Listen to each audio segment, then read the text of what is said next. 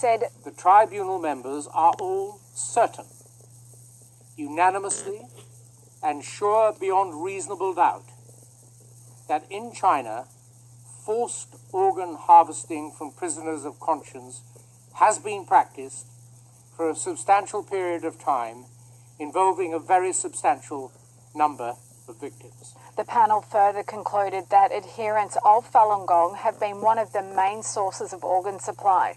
Falun Gong is a spiritual discipline consisting of meditation exercises and moral teachings based on truthfulness, compassion and tolerance.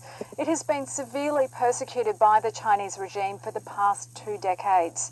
People who do the practice are thrown into prisons, labour camps and brainwashing centres, where many are tortured in an effort to force them to renounce their faith.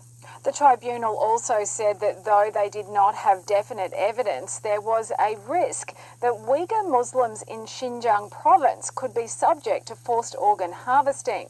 The US State Department and experts estimate that more than 1 million Uyghurs and other Muslim minorities are currently being detained in re-education camps.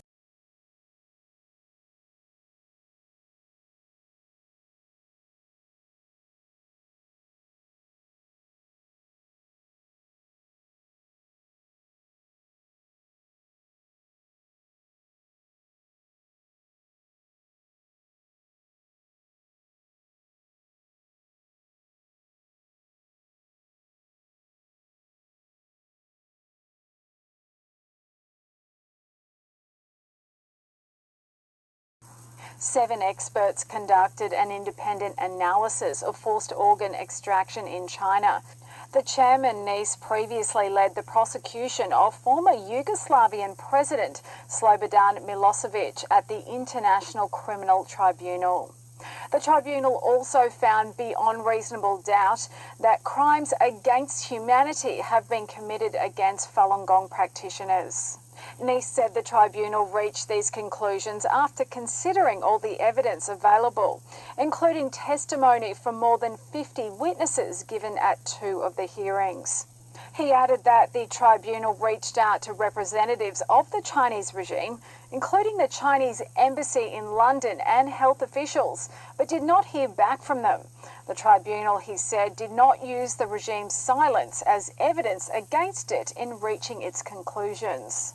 Nice condemned the crimes in the strongest terms, saying forced organ harvesting is of unmatched wickedness on a death-for-death basis, with the killings by mass crimes committed in the last century. Detailed reports of the disturbing practice first emerged in 2006. Investigators concluded that the rapid expansion of China's organ transplant industry since the year 2000 is explained by forced organ harvesting, primarily from Falun Gong practitioners. Nice said the tribunal made a series of findings regarding the organ transplant system in China that led it to reach the unavoidable final conclusion that organ harvesting is taking place. He said the tribunal received a great deal of evidence showing that wait times for organs promised by doctors and hospitals in China for transplantation were extraordinarily short, timeframes that are not possible under normal voluntary organ donation systems.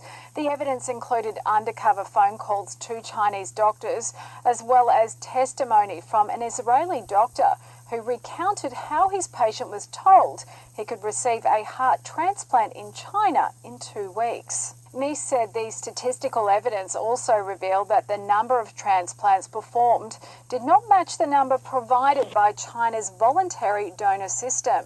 Nice said that based on analysis of infrastructure and capacity at 146 Chinese hospitals, a conservative estimate is that 60,000 to 90,000 transplant operations are conducted each year, vastly greater than the figures from the Chinese regime of 10,000 to 20,000 per year. The tribunal also received consistent evidence from survivors that they were medically tested while incarcerated. These tests were consistent with testing for organ status, Nice said. He noted that the tests seemed particularly out of place because the subjects were also tortured while detained. The results of the tests were also never explained to the victim. The tribunal also received direct evidence of organ harvesting, including from a former surgeon who was instructed to perform organ extractions at a time when the industry was just beginning to grow. Enver Tohti recounted how he removed 2 kidneys and a liver from a death row prisoner who had been shot in his right chest but was still alive. But what I can recall is, along with my scalpel, tried to cut through his skin, there was blood can be seen. That indicates the heart was still beating. If heart stopped beating, then blood will not come out. And at the same time, also he was trying to struggle to resist my insertion, but he was too weak.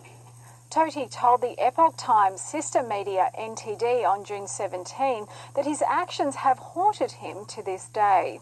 I go to mosque or go to church or go to temples to pray for him in case he was Muslim or he was Christian or he was Buddhist. While the tribunal concluded that the evidence showed that the Chinese regime had committed crimes against humanity, it found that it could not be certain if it committed the crime of genocide as defined under international law, because it could not prove the intent element of this crime. In its judgment, the tribunal nevertheless said there is justifiable belief in the minds of some or many, rising to probability or high probability that genocide has been committed. The tribunal said that governments and international bodies must do their duty in relation to the findings of crimes against humanity.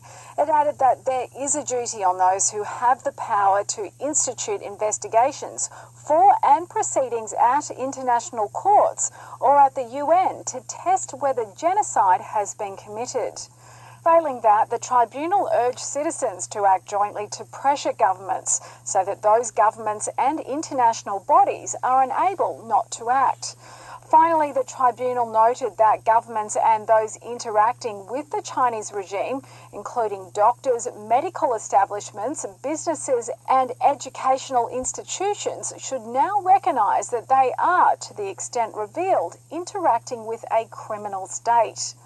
The Chinese regime has repeatedly denied allegations of forced organ harvesting. Ethan Gutman, China Analysis and co-author of a 2016 in-depth report on organ harvesting in China, has been investigating the issue for more than a decade. Does anyone think that there would be 1.5 million people detained in concentration camps in Xinjiang right now if the world had stood up and stopped what was happening to Falun Gong 10 years ago? Not a chance.